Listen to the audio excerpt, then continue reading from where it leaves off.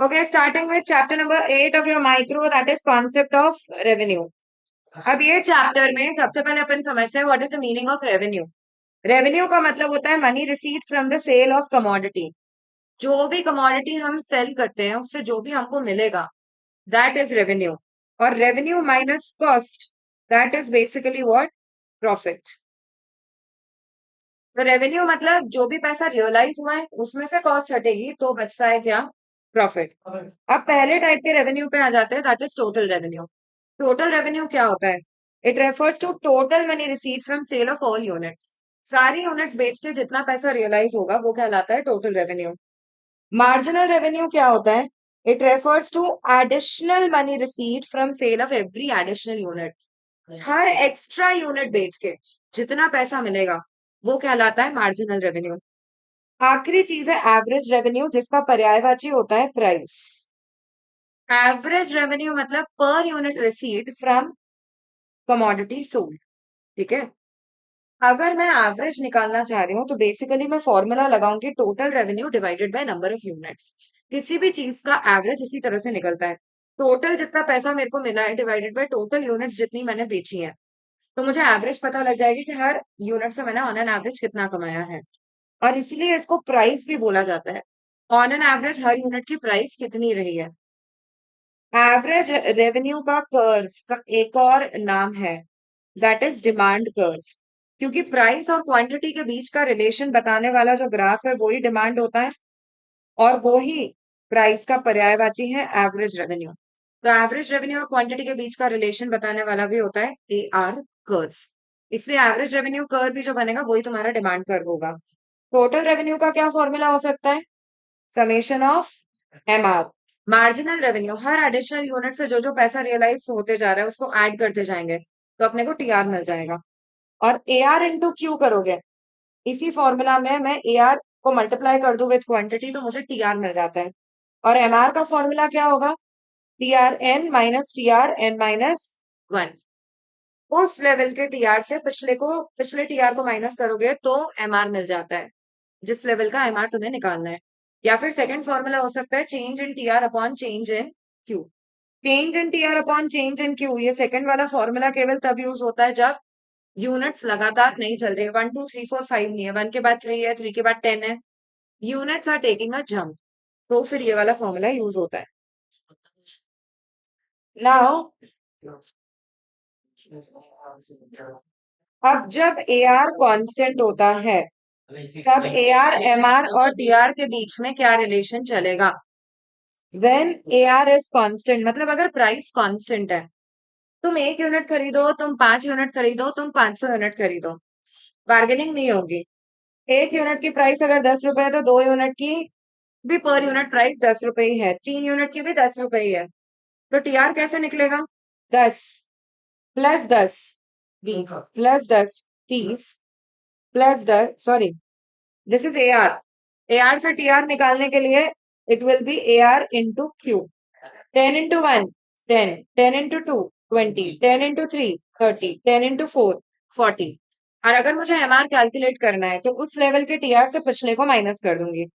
10 - 0, 20 - 10, 30 - 20 और 40 - 30 10।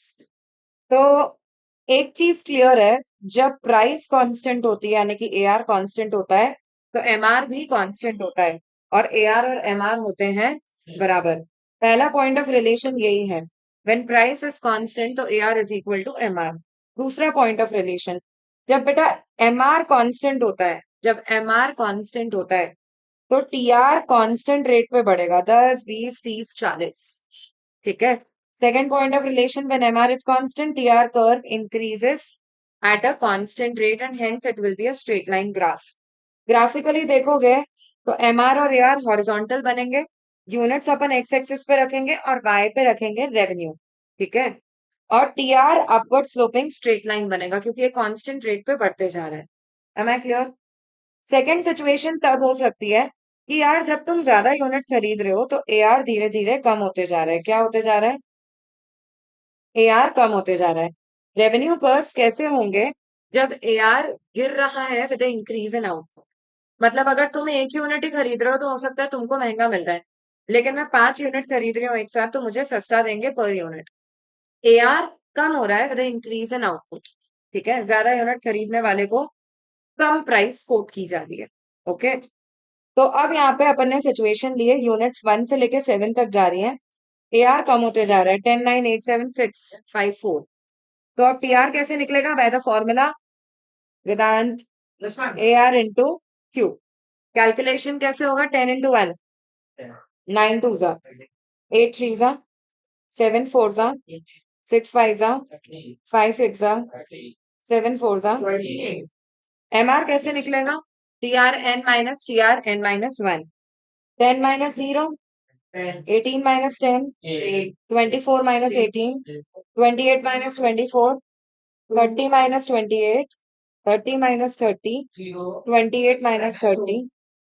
ना लिसन, जब एआर गिरता है तो एक और चीज गिर रही है, क्या? एमआर भी गिर रहा है। कौन किससे बड़ा है? एआर बड़ा है या एमआर बड़ा है? एआर बड़ा है इन कंपैरिजन टू एमआर। इन दोनों में से कौन सा नेगेटिव जा सकता है?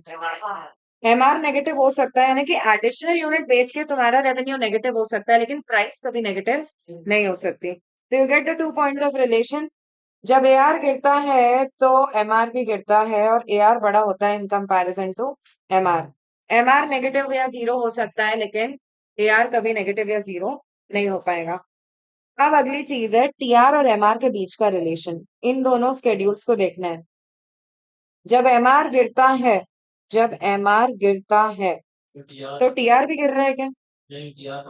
टीआर बढ़ रहा है, लेकिन कौन से रेट पे बढ़ रहा है? TR increases at a decreasing rate. ठीक है, जब एमआर 0 है तो टीआर होता है मैक्सिमम, और जब एमआर नेगेटिव होता है तो टीआर फाइनली गिरने लग जाता है। बेटा एमआर जब नेगेटिव होगा तभी फाइनली टीआर गिरता है। ओके, यही 3 पॉइंट ऑफ रिलेशन है। जब एमआर गिरता है लेकिन पॉजिटिव है तो टीआर बढ़ेगा तो सही, भले ही धीरे बढ़ेगा। एमआर जब 0 होता है तो टीआर उसके मैक्सिमम पे। बेटा टीआर मैक्सिमम 2 लेवल पे हो रहा है, 30 एंड 30, लेकिन जब 0 है एमआर तब एक चीज पक्की हो जाती है कि अब इसके बियॉन्ड टीआर नहीं बढ़ पाएगा। इंक्रीजिंग एंड डिक्रीजिंग रेट का मतलब सेंटेंस का मतलब क्या होगा समझ नहीं आ रहा। इंक्रीज हो रहा है लेकिन धीरे इंक्रीज हो रहा है। It is increasing but increasing slowly. ठीक है, फाइनली एमआर जब नेगेटिव हो जाता है तो टीआर गिरने लग जाता है। जब इन तीनों के ग्राफ्स देखोगे तो it will look like this. AR गिर रहा है। बेटा एआर कर्व की तुम्हारा डिमांड कर्व है, that should be very clear. तुम देख पा रहे हो ये नेगेटिव एक्सेस पे ग्राफ नहीं जा रहा है। जब एआर गिरता है तो एमआर भी गिर रहा है। एमआर गिर रहा है, एमआर एआर के नीचे आ रहा है और एमआर नेगेटिव एक्सेस पे भी जा रहा है। This is the graph of MR. जब एमआर गिरता है, यू कैन सी हियर, ये टीआर का ग्राफ है, तो TR increases at a decreasing rate. जब एमआर 0 है तो टीआर उसके मैक्सिमम पे है, एंड फाइनली जब एमआर नेगेटिव हो गया है तो टीआर गिरना शुरू हो चुका है। Am I clear with this? ठीक है, इसके साथ ये चैप्टर होता है।